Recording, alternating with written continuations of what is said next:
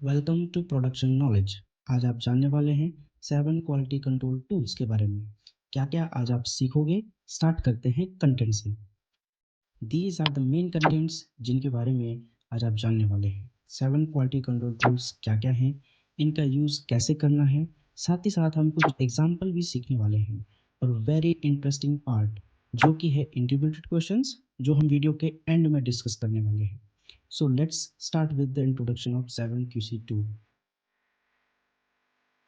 7QC tool are simple statistical tools जिनका इस्तेमाल हम क्वालिटी से रिलेटेड प्रॉब्लम्स को सॉल्व करने में करते हैं। इसको क्वारो इशिकावा ने जापान में इंट्रोड्यूस किया था। ये कौन कौन से हैं वो आप देख सकते हैं। पहला है पेरेटो एनालिसिस, फिर cause and effect diagram, flow chart, scatter diagram, check sheet and histogram.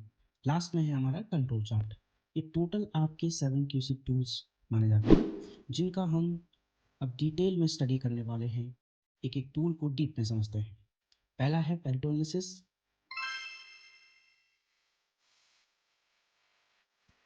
It is a combination of bar chart and line graph, जिसमें बार चार्ट जो है एक्चुअल डेटा को डिसेंडिंग ऑर्डर में प्रेजेंट करता है, और जो लाइन ग्राफ है वो कम्युलेटिव डेटा को असेंडिंग ऑर्डर में प्रेजेंट करता है। पेरेटो एनालिसिस से आप ये भी पता लगा सकते हैं कि आपकी प्रोसेस में जितनी भी प्रॉब्लम और इश्यूज हैं उनका कम्युलेटिव इम्पैक्ट कितना है। एंड वेरी इंपॉर्टेंट, ये 80-20 रूल बेस्ड होता है, यानी कि मात्र 20% रूट कॉजेज आपकी 80% प्रॉब्लम या इश्यूज को लीड करते हैं। यानी कि अगर आप पेरेटो एनालिसिस करके वो 20% रूट कॉजेज को एलिमिनेट करते हैं जो आपकी प्रॉब्लम का 80% कंट्रीब्यूट कर रहे हैं, तो आप अपनी प्रोसेस में लगभग 80% प्रॉब्लम्स समाप्त कर देते हैं।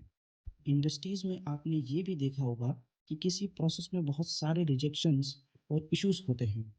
आपको सबसे पहले किन इश्यूज और रिजेक्शन को कम करना चाहिए, ये आपको पेरेटो एनालिसिस से पता चलता है। ये उन इश्यूज को प्रायोरिटाइज करता है जो आपकी प्रॉब्लम के लिए जिम्मेदार है। इसके बाद आता है हमारा कॉज एंड इफेक्ट डायग्राम।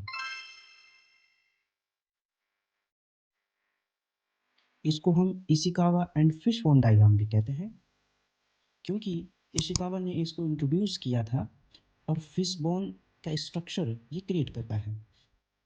जैसा कि आप डायग्राम में देख सकते हैं, यह ग्राफिक्स की फॉर्म में बताता है कि किसी प्रॉब्लम्स के क्या क्या पोटेंशियल कॉजेज हो सकते हैं। Shows the relation between causes and the problem. इसमें इंडस्ट्रीज में अपनी सुविधा के अनुसार 6M, 4M, 8M का भी इस्तेमाल किया जाता है। ये टूल्स आपको किसी आइडिया के ऊपर ब्रेनस्टॉर्मिंग किस तरीके से करनी है उसमें मदद करता है। थर्ड है दोस्तों आपका जो कि इम्पोर्टेंट टूल है, फ्लो चार्ट।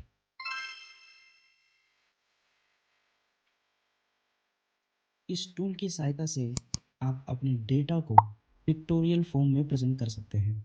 ये आपको बताता है कि आपकी इनपुट कैसे स्टेज वाइज आउटपुट में कन्वर्ट हो रही है।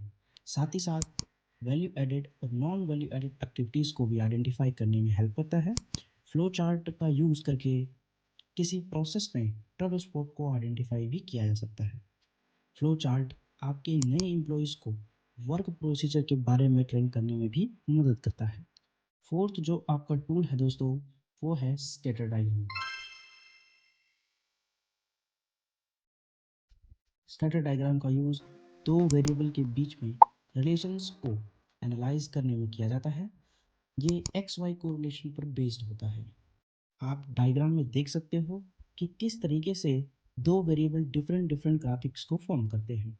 स्कैटर डायग्राम को प्लॉट करने के लिए आपको इंडिपेंडेंट डेटा को एक्स एक्सिस में और डिपेंडेंट डेटा को वाई एक्सिस में रखना होता है। किन्हीं दो वेरिएबल द्वारा कोरिलेशन कैसे बनाए जाते हैं वो आप डायग्राम की मदद से समझ सकते हैं।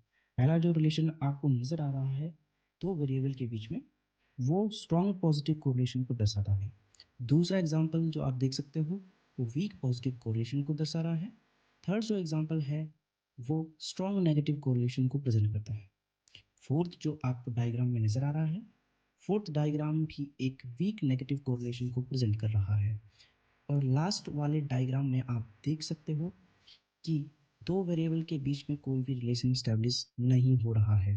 This is example of no correlation between two variable. Next जो हमारा टूल है दोस्तों वो है चेकसीट।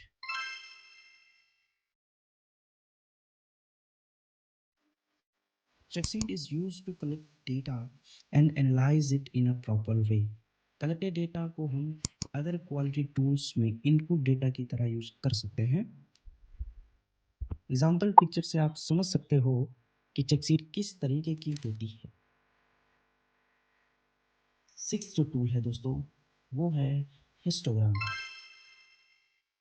Histogram is use to show distribution of data in a graphical form. Time के रिस्पेक्ट में डेटा में क्या क्या चेंजेस हो रहे हैं, कितनी वेरिएशन आ रही है, ये सब हिस्टोग्राम की सहायता से पता चलता है। It is use to show frequency distribution in a bar form where each bar present a kind of data। Time के साथ डेटा के कुछ डिस्ट्रीब्यूशन पैटर्न को आप देख सकते हैं। पहला है नॉर्मल डिस्ट्रीब्यूशन, दूसरा है negative skewed and positive skewed, तीसरा है डबल पीक डिस्ट्रीब्यूशन, चौथा है एज पीक डिस्ट्रीब्यूशन, पांचवा है यूनिफॉर्म डिस्ट्रीब्यूशन ऑफ डेटा। सातवां जो इम्पोर्टेंट टूल है वो है control chart. Control chart is use to know whether the process is in control or not. Different different chart का इस्तेमाल करके हम प्रोसेस के अंदर वेरिएबल को आइडेंटिफाई कर पाते हैं और समय रहते उनके ऊपर एक्शंस ले पाते हैं। It is also known as Shewhart chart.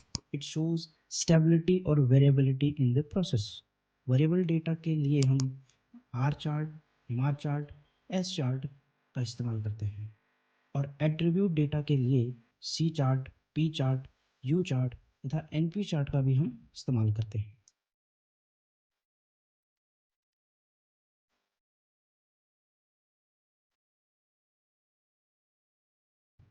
Interview related क्या क्या क्वेश्चंस आपसे पूछे जा सकते हैं वो आप देख सकते हैं। पहला है व्हाट इज 7QC टूल, जो आप बहुत इजीली एक्सप्लेन कर सकते हो। नेम ऑफ 7QC टूल्स वो आप जान चुके हो। Working area of each tool, कहाँ कहाँ पर इनका इस्तेमाल हो रहा है और इनका इस्तेमाल करना कैसे है, how to use 7QC tool. इनका रियल टाइम यूज़ हम आपके नेक्स्ट वीडियो में एक्सप्लेन करने वाले हैं। So stay connected with us. Thank you.